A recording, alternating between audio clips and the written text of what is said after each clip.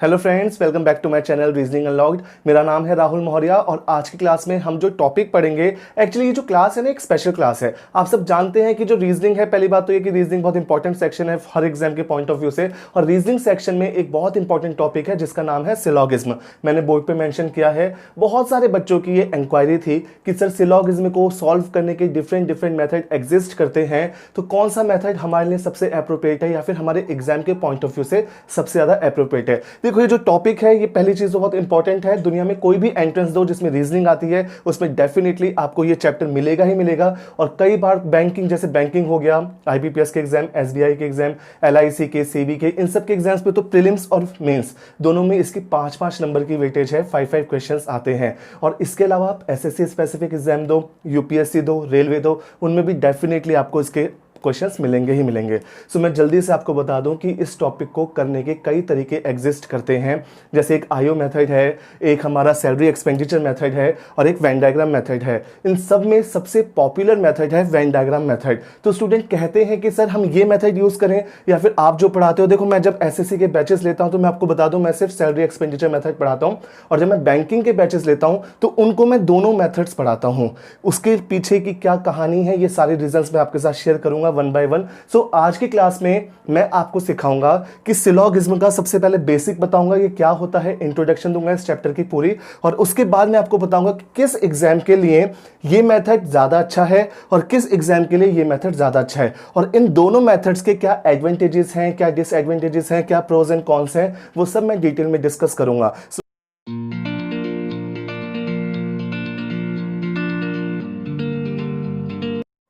सबसे पहले देखो इस चैप्टर का इंट्रोडक्शन। सिलॉगिज्म है क्या? सिलॉगिज्म को हिंदी में हम कहते हैं न्याय वाक्य। इसको लिखने का फॉर्मेट कैसा है कि आपको स्टेटमेंट्स दी जाएंगी, ठीक है, स्टेटमेंट मिलेंगी आपको इस टाइप से, एक स्टेटमेंट, 2 स्टेटमेंट या फिर 3 स्टेटमेंट, और उसके बाद इन स्टेटमेंट्स पे जो इंफॉर्मेशन होगी उसको देखकर कुछ कंक्लूजन दिए गए होंगे इस प्रकार से, ठीक है।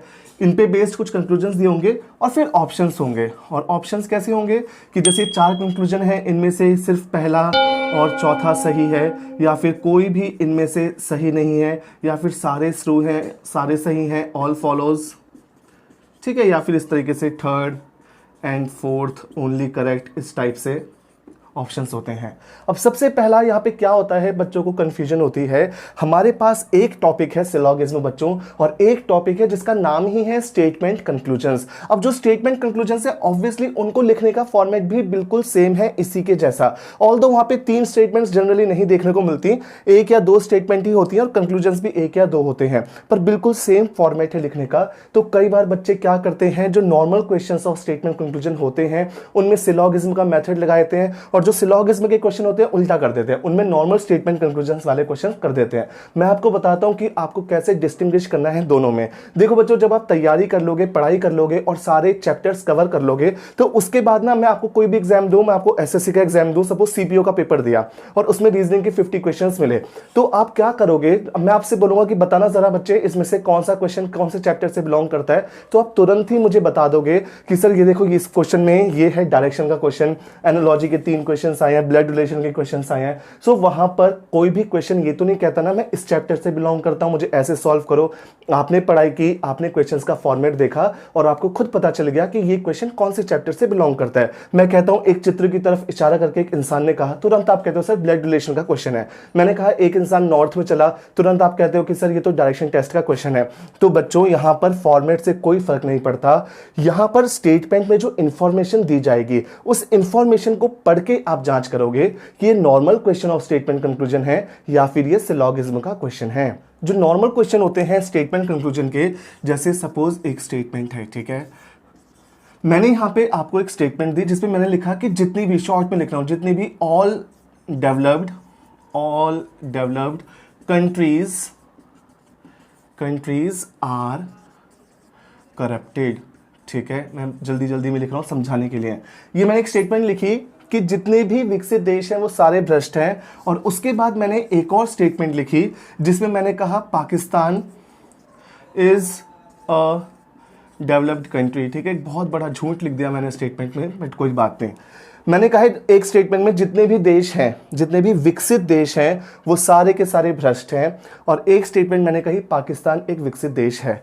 अब इस पे मैंने कंक्लूजन लिखा, Pakistan is a corrupted country, is a corrupted country, ठीक है, एक ये लिखा। फिर मैंने लिखा एक और conclusion, some developing countries are also corrupted.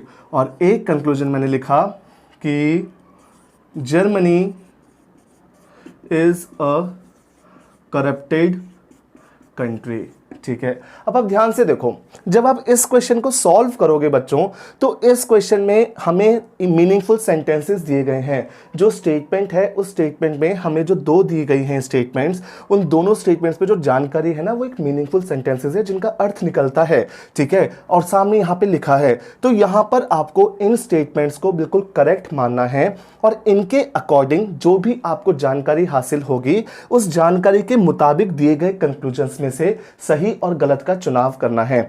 यहां पर कोई भी रूल लगाने की जरूरत नहीं है, 150 वाला मेथड, या इसको पढ़ के आप सर्कल बनाओ, Pakistan is a developed country, इसका कोई सर्कल बनाओ, यहां पे कुछ भी करने की जरूरत नहीं है। सारे के सारे सेंटेंसेस आपको मीनिंगफुल सेंटेंसेस मिलेंगे। आप स्टेटमेंट्स में जो शामिल जानकारी है उसको अच्छे ढंग से पढ़िए, उसको एनालाइज कीजिए और उसके बाद आप कंक्लूजन्स को देखिए और फिर देखिए कौन सा कंक्लूजन सही है दी गई जानकारी के मुताबिक, जो कि यहां पे कथनों में स्टेटमेंट्स में दी गई थी। देखो अब क्वेश्चन में क्लियर कट लिखा है कि जितने भी विकसित देश हैं वो सारे के सारे भ्रष्ट हैं और पाकिस्तान भी एक विकसित देश है। अब बच्चों देखो, जितने भी डेवलप्ड देश है वो सब करप्टेड है और पाकिस्तान भी डेवलप्ड है, तो इसका मतलब पहला कंक्लूजन पक्का सही होगा ना। क्या कोई रूल लगाया, कोई मेथड लगाया, कुछ वैल्यूज पुट की? बिल्कुल नहीं। यहां पर पहला हमारा कंक्लूजन करेक्ट हो गया। रीजन आपके सामने है, सारे विकसित देश करप्टेड हैं, तो ऑब्वियसली पाकिस्तान भी एक विकसित देश है, तो डेफिनेटली वो भी करप्टेड होगा। उसके बाद देखो दूसरा कंक्लूजन कहता है some developing countries are also corrupted, कुछ विकासशील देश भी भ्रष्ट हैं। बच्चों यहां पर देखो सिर्फ डेवलप्ड कंट्रीज की बात की गई है, इसके अलावा कोई भी बात नहीं की गई, तो डेवलपिंग के बारे में जानकारी नहीं है। अब जिस चीज के बारे में जानकारी नहीं है उसे हम क्या मानेंगे? गलत मानेंगे। उसके तीसरा लिखा है Germany is a corrupted country. अब आप सोचेंगे कि जर्मनी तो एक डेवलप्ड देश है, सिंस वो डेवलप्ड देश है और इसके मुताबिक सारे डेवलप्ड देश करप्टेड हैं, तो बच्चों इसको ठीक कर देंगे, पर ऐसा नहीं करना। आपको ध्यान से सुनो, यहाँ पर सिर्फ इतना पता है कि ये जो जितनी भी कंट्रीज हैं डेवलप्ड कंट्रीज, वो सारी करप्टेड हैं, पर आपको यहाँ पे ये नहीं पता कि कौन सी कंट्रीज डेवलप्ड हैं और कौन सी नहीं। अब कहने को तो पाकिस्तान डेवलप्ड कंट्री नहीं है, पर मैंने स्टेटमेंट में लिख दिया था, और जब स्टेटमेंट में लिख दिया था उसके मुताबिक ही तो मैंने पहला ठीक किया ना। तो जो भी जानकारी स्टेटमेंट में दी जाएगी उतना ही सोचना है, उससे रिलेटेड ही सोचना है, अपनी मर्जी से नहीं सोचना। पर अब अगर हम बात करें सिलोगिज्म की, तो यहाँ पर जो सेंटेंसेस दिए जाते हैं वो एक पर्टिकुलर फॉर्मेट में होते हैं और वो जनरली मीनिंगफुल सेंटेंसेस नहीं होते। फॉर एग्जाम्पल, मैंने आपसे कहा कि ऑल डॉग्स आर कैट्स, फिर मैंने कहा नो ह्यूमन इज अलाइव, ठीक है, और फिर मैंने कह दिया सम ट्रीज आर एनिमल्स। अब आप देखो यहां पर जो स्टेटमेंट्स हैं, ठीक है, अलग अलग स्टेटमेंट, इनमें से एक भी ऐसा कोई मीनिंगफुल स्टेटमेंट नहीं है ना। सारे कुत्ते जो हैं वो बिल्लियां हैं, कुछ पेड़ हैं वो जानवर हैं। यहाँ पर जो स्टेटमेंट्स होती हैं वो एक पर्टिकुलर फॉर्मेट में होती हैं और वो जनरली ऑल से ऑल, नो, सम और सम नॉट, इससे वो शुरू होती हैं। इसी फॉर्मेट में आपको स्टेटमेंट्स मिलती हैं और इसी फॉर्मेट में आपको कंक्लूजन्स मिलते हैं। तो उसके बाद जब आप कंक्लूजन्स पढ़ते हो या कंक्लूजन्स को आपको सही गलत करना होता है, इन दैट केस यहां पर आप इनके मीनिंग समझ के, जैसे यहां पे आपने मीनिंग समझ के देखा था कि इसका क्या अर्थ है, उसके मुताबिक आपने कंक्लूजन्स को सही गलत किया था। यहां पर आप मीनिंग समझ के नहीं करते, यहां पर आप रूल्स एंड रेगुलेशन से करते हो। कुछ पर्टिकुलर तरीके होते हैं सॉल्व करने के, चाहे वो वेन डायग्राम के स्टाइल हो, चाहे वो सैलरी एक्सपेंडिचर हो, चाहे वो आईओ मेथड हो, और उन मेथड को इंप्लीमेंट करके आप कंक्लूजन्स को सही या गलत करते हो। सो बच्चों ये है आपका सिलोगिज्म, जहां पे हर चीज इसी फॉर्मेट में मिलती है जनरली। कुछ एक स्पेशल केसेस को छोड़ के ऑल, नो, सम और सम नॉट, और यहाँ पर आपको प्रॉपर मीनिंगफुल सेंटेंसेस हैं जहाँ पे आपको लंबे लंबे सेंटेंस मिलेंगे और कंक्लूजन्स भी आपको प्रॉपर अर्थपूर्ण होंगे। वो एक नॉर्मल क्वेश्चन है स्टेटमेंट कंक्लूजन का, और जहाँ पे इस फॉर्मेट में मिलेगा वो क्वेश्चन है सिलोगिज्म का। तो सिलोगिज्म को उसके स्टाइल से और इसको मीनिंग पढ़ के, इसकी भी मैं एक क्लास लूंगा, प्रॉपर सेपरेट क्लास लूंगा। और सिलोगिज्म में आज मैं आपको पढ़ाने नहीं वाला, इसका इंट्रोडक्शन करा के मैं दोनों मेथड के बारे में बताऊंगा कि ये कैसे वर्क करता है, ये कैसे वर्क करता है, और टॉपिक हम बाद में स्टार्ट करेंगे सिलोगिज्म। एक बार मैं पूरी क्लास इस मेथड से लूंगा और एक बार इस मेथड से लूंगा, ठीक है। सो आगे बढ़ते हैं। सो आगे देखो, मैंने यहाँ पर आपके सामने 4 लाइंस लिखी हुई हैं। मैं आपको जल्दी से बता दूं बच्चों, पूरे सिलोगिज्म चैप्टर में यही 4 लाइंस एग्जिस्ट करती हैं, और इन्हीं 4 लाइंस को ट्विस्ट करके इस चैप्टर को बहुत बहुत मुश्किल बनाया जा सकता है। यही फॉर्मेट होता है स्टेटमेंट्स का, और यही फॉर्मेट होता है कंक्लूजन्स का। यहाँ पे जो ए और बी हैं ये वेरिएबल्स हैं, इनकी जगह दुनिया का कोई भी वर्ड इस्तेमाल किया जा सकता है। All red are green, some animals are human, no girl is boy, कुछ भी लिखा जा सकता है, पर का फॉर्मेट सेम होगा। अब जल्दी से देखो, अब जैसे यहाँ पे ऑल है ना, तो ऑल के जो भी सिनोनिम्स होते हैं, या फिर आप कह लीजिए ऑल वो वर्ड है जो हमें 100% शो करता है। तो इस ऑल की बजाय आपको each, every, certainly, definitely, surely ऐसे वर्ड्स भी लिखे मिल सकते हैं। अगर मैं यहाँ पे कहता हूँ ईच बॉय इज गुड, तो उसका यही मतलब है ऑल बॉयज आर गुड, ठीक है। वैसे ही जो वर्ड्स हमें आधा अधूरापन जताते हैं, फॉर एग्जाम्पल मैंने कहा कि minimum, maximum, most of, majority of, minority of, ये क्या है, या तो कम है या ज़्यादा है, पर ये आपको आधा अधूरापन जताते हैं। सिलोगिज्म की भाषा में मैं बात करूं बच्चों, तो 2 ही चीज़ें हैं, ठीक है, सिर्फ 2 ही चीज़ें हैं। एक तो ये कि या तो बिल्कुल ही ज़ीरो हो, बिल्कुल ही ज़ीरो हो, जो कि आ जाएगा नो की कैटेगरी में, या फिर बिल्कुल ही 100% हो, जो कि आ जाएगा ऑल की कैटेगरी में। बीच का कुछ है ही नहीं। और इसके अलावा जो भी वर्ड, इंग्लिश का जो भी वर्ड आपको 1% से लेके 99% तक की कोई भी वैल्यू दे, चाहे वो मिनिमम है, चाहे वो मैक्सिमम है, चाहे वो माइनॉरिटी है, चाहे वो मेजॉरिटी है, वो सब किसको रिप्लेस करते हैं? वो सब रिप्लेस करते हैं सम को। इतना क्लियर है?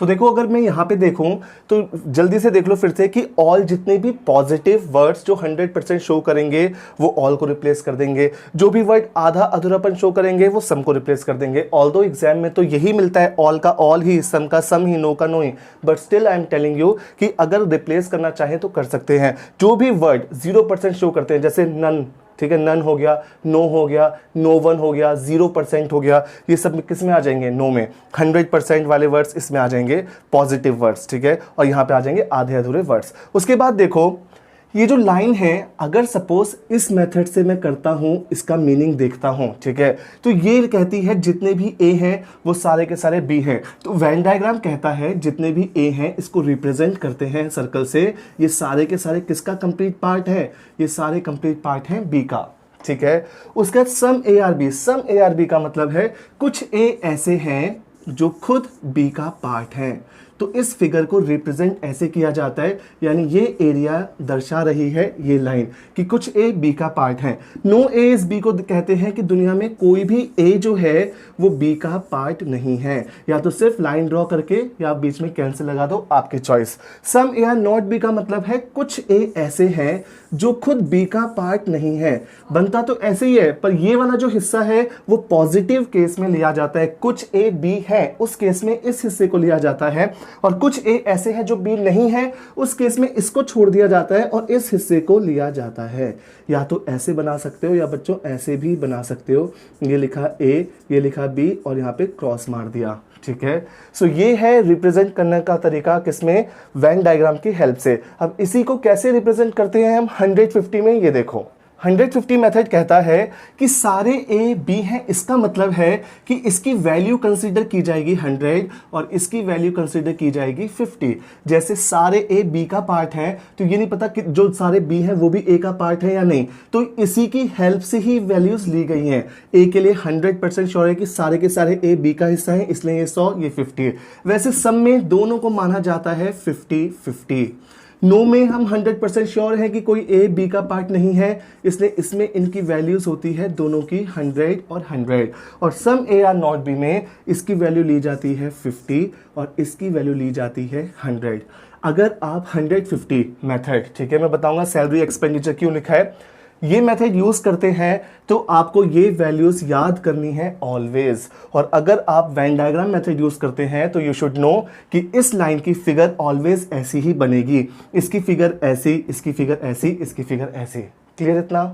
सो अब हम बात कर लेते हैं कि ये जो मेथड्स हैं दोनों, इनकी यूटिलाइजेशन कैसी है या फिर कौन सा मुझे इस्तेमाल करना चाहिए किस एग्जाम में। तो मैं जल्दी से बता दूं कि जब मैं 150 का मेथड यूज करूंगा या फिर मैं आपको सिखाऊंगा, पढ़ाऊंगा डिटेल में, तो इस मेथड में ना सीखने के लिए काफी चीजें हैं, बट ये बहुत फास्ट है, बहुत जल्दी आंसर तक पहुंचाता है। ये जो मेथड है ये भी अच्छा है, बट इसके लिए चक्कर क्या है कि क्वेश्चन को थोड़ा सा भी कॉम्प्लिकेट जब किया जाएगा तो उस केस में मुझे स्क्रीन पे क्वेश्चन पढ़ना पड़ेगा, क्योंकि मोर देन 90% एग्जाम्स तो आजकल हमारे ऑनलाइन ही होते हैं। कंप्यूटर स्क्रीन पे जब क्वेश्चन होगा तो वहां पे आपको क्वेश्चन देखना पड़ेगा, उसके बाद अपनी रफ शीट पे ये सर्कल्स ड्रॉ करने पड़ेंगे, फिर कंक्लूजन के लिए एक बार रफ शीट पे नजर मारो फिगर की तरफ, और उसके बाद फिर देखो कौन सा कंक्लूजन सही कौन सा गलत। बट स्टिल कुछ एग्जाम्स के लिए फिर भी यही मेथड यूज करना पड़ता है, क्योंकि हम थोड़े से मजबूर हो जाते हैं, जल्दी से जानते हैं इनको कैसे यूज किया जाता है। अब देखो 150 का मेथड ये कहता है कि यहां पर मेरे पास सिर्फ और सिर्फ दो ही वैल्यू है, एक वैल्यू है 100 और एक वैल्यू है 50, ठीक है। उसके अलावा 150 मेथड ये बोलता है कि ये जो स्टेटमेंट है इसको हम मानते हैं पॉजिटिव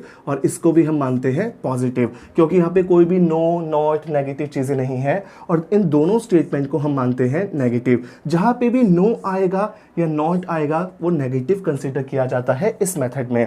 और ये जो वेन डायग्राम मेथड है ना, इसमें पॉजिटिव नेगेटिव का चक्कर नहीं होता, इसमें हर लाइन की अपनी एक पर्टिकुलर फिगर बनती है, चाहे 4 लाइन्स हो एक क्वेश्चन में, चाहे 5 लाइन्स हो, और उन फिगर्स को देख के मुझे डायरेक्ट कंक्लूजन्स को जज करना होता है। अब मैं आपको बता दूं कि मैं इस मेथड को 150 वाले मेथड को सैलरी एक्सपेंडिचर मेथड क्यों कहता हूं। सपोज हमारे पास एक स्टेटमेंट है और स्टेटमेंट में लिखा गया है कि ऑल ब्लूज, या फिर सिंपल इतना, ऑल ब्लू आर ग्रीन, ठीक है, ये लिखा गया है। अब ये जो लाइन है अगर ये स्टेटमेंट का हिस्सा है तो ये मेथड हमसे कहता है, देखो इनकी वैल्यूज तो फिक्स है ना 100 और 50, ठीक है।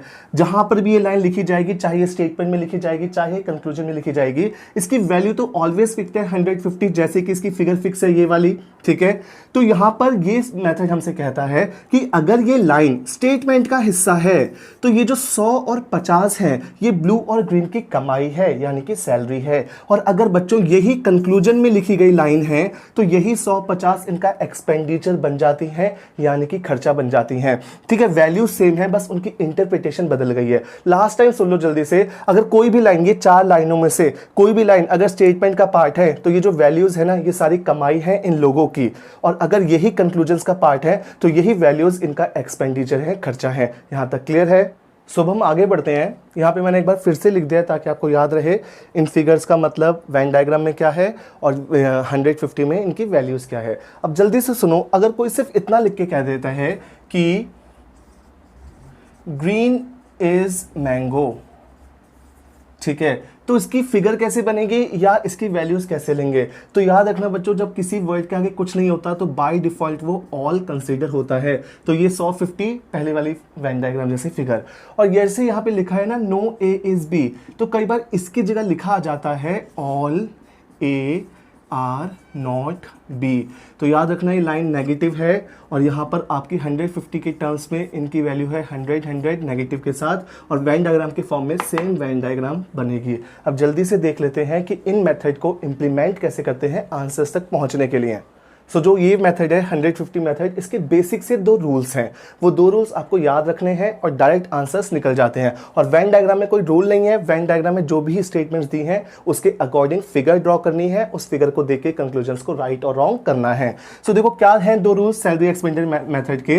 ये पहला रूल ये कहता है कि अगर आपकी जो स्टेटमेंट है क्वेश्चन में अगर वो आपकी पॉजिटिव है तो उससे बनने वाला कंक्लूजन भी या उससे खींच के निकालने वाला कंक्लूजन भी कंपल्सरी पॉजिटिव होना चाहिए, और अगर आपकी स्टेटमेंट नेगेटिव है तो उससे बनने वाला कंक्लूजन भी नेगेटिव ही होना चाहिए।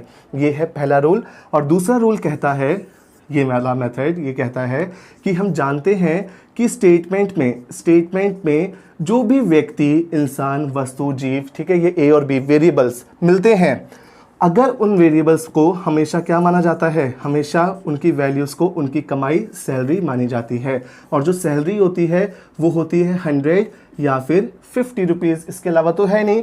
तो रूल कहता है कि हम जानते हैं कि जो भी चीज़ें कंक्लूजन में शामिल हैं उन सब का हमें एक्सपेंडिचर यानी कि खर्चा मिलता है।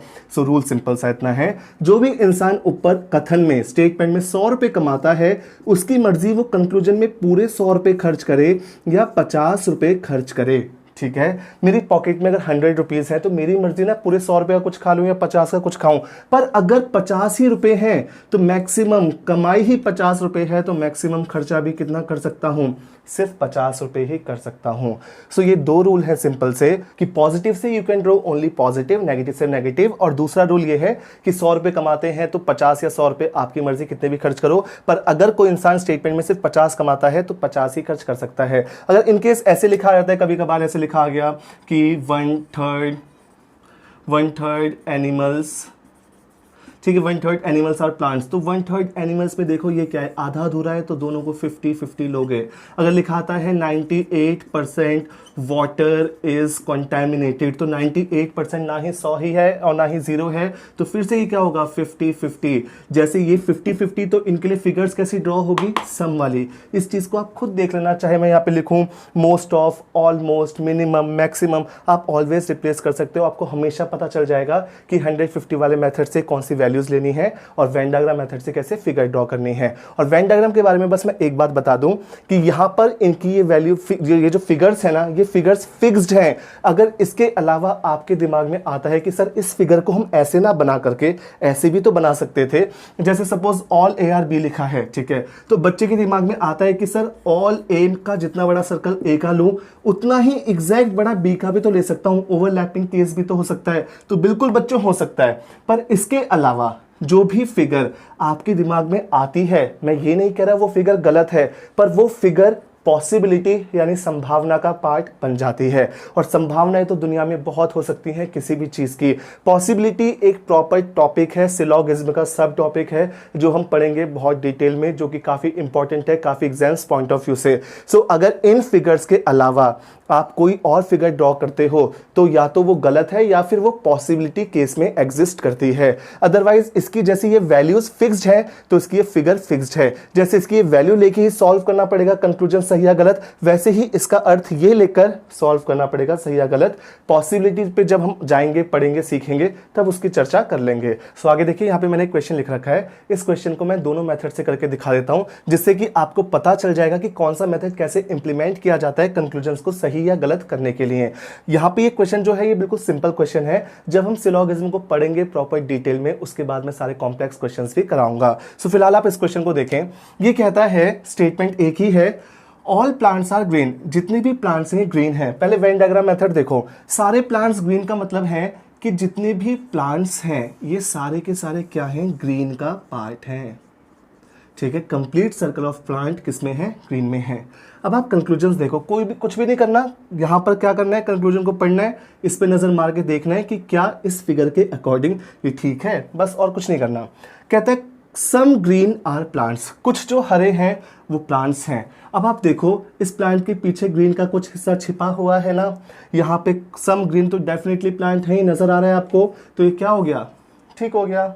उसके बाद देखो some plants are not green, कहते हैं कुछ पौधे, कुछ प्लांट्स ऐसे हैं जो हरे नहीं हैं। अगर आप फिगर की तरफ ध्यान दें तो ये प्लांट का पूरा जो सर्कल है, कंप्लीट सर्कल, वो ग्रीन के अंदर है। अगर मैं कहता हूं कि Delhi is a part of India, तो दिल्ली कंप्लीट पार्ट है इंडिया का। फिर मैं बोलूं some Delhi is not part of India, तो वो गलत हो जाएगा ना, क्योंकि कंप्लीट पार्ट है दिल्ली तो इंडिया का। वैसे ही कंप्लीट पार्ट था प्लांट, तो ये क्या हो गया, गलत हो गया।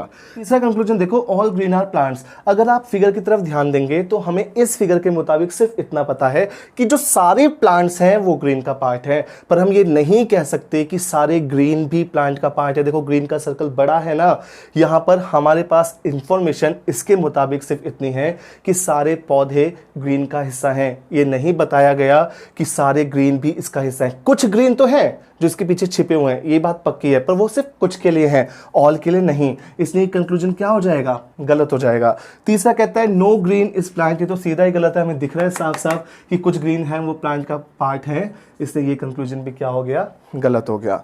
ये है हमारा Venn diagram method. Venn diagram method में यहाँ पर जब हम कंक्लूजन्स करते हैं तो इसकी जो पर्टिकुलर फिगर बनती है, ठीक है, यहाँ पे किसी भी कंक्लूजन में possibility, may be, can be, ऐसा कुछ भी नहीं लिखा, स्ट्रेट फॉरवर्ड कंक्लूजन्स हैं।